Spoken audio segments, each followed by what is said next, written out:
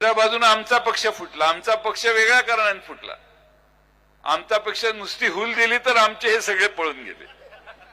नुसती हुल असं आपण कॉलेजमध्ये असताना नुसतं असं करतो की नाही, ते घाबरतात माणसं.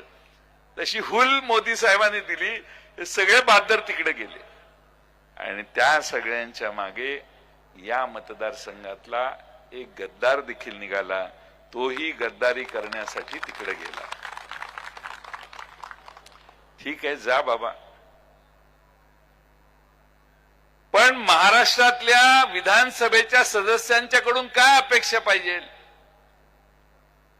मगाशी आपण श्रद्धांजली वाहिली. पोर्शेचा अपघात झाला आणि भरधाव वेगानं गाडी 2 जणांच्या अंगावर घालण्यात आली.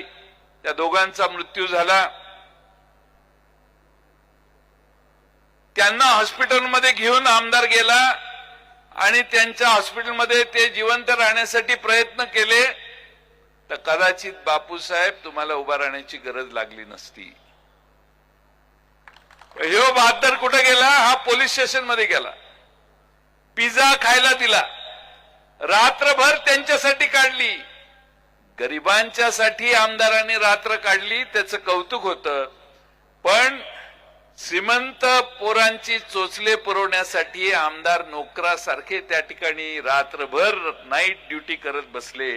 तर अशा आमदाराला घरी घालवण्याशिवाय मित्रांनो दुसरा पर्याय नाही. तुमचं हित हे आहे की असल्या श्रीमंतांची नोकरी करणाऱ्या आमदारांना घरी पाठवणं आणि बापूसाहेब पठारेंच्या सारखा एक नम्र प्रामाणिक या मतदारसंघाच्या विकासाचा 24 तास जो विचार करू शकतो, तुमच्या विकासाचं पुढचं पाऊल टाकण्याचा प्रयत्न जो करू शकतो, लोहगावचे मगाशी मास्तर म्हटले ते सगळे प्रश्न सोडवण्यासाठी बापू पठारे तुमच्या मागे ताकदीने उभा राहतील. त्यांच्या मागे शरद पवार साहेबांचा आशीर्वाद उभा राहील, ही आपल्याला सगळ्यांना हमी देतो.